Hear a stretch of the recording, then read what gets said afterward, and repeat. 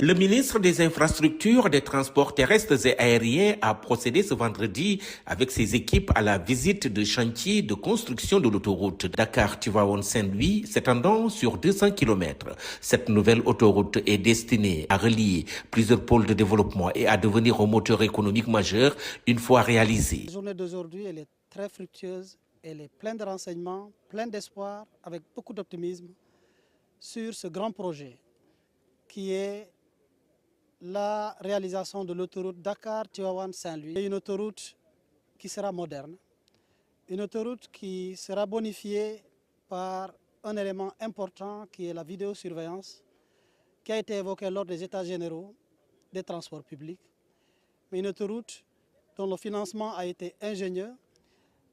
La division par l'eau permet l'accélération des travaux avec beaucoup d'entreprises impliquées. 8 départements traversés avec à minima 4 pôles.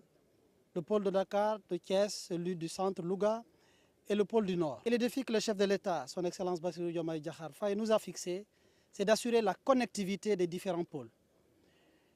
Et le pôle de Saint-Louis, le pôle du Nord, est éminemment stratégique, ainsi que les pôles traversés. Stratégique par la découverte du pétrole, comme vous le savez tous, la découverte surtout des gisements gaziers.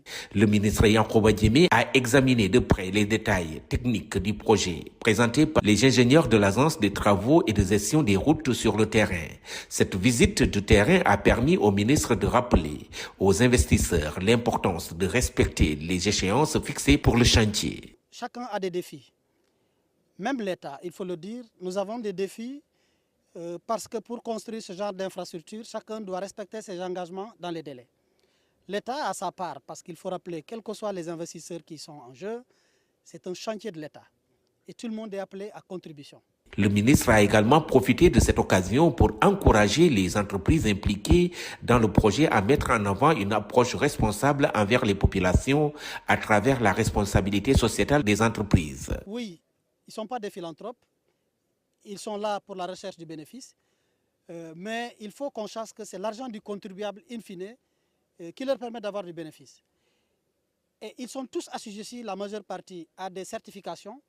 Et ces certifications-là appellent l'attitude responsable de chaque entreprise vis-à-vis des populations. La RSE relève de cela. C'est une générosité que l'entreprise prend sur son bénéfice pour essayer de gérer certaines difficultés directement attendues des populations. Et c'est tout l'enjeu.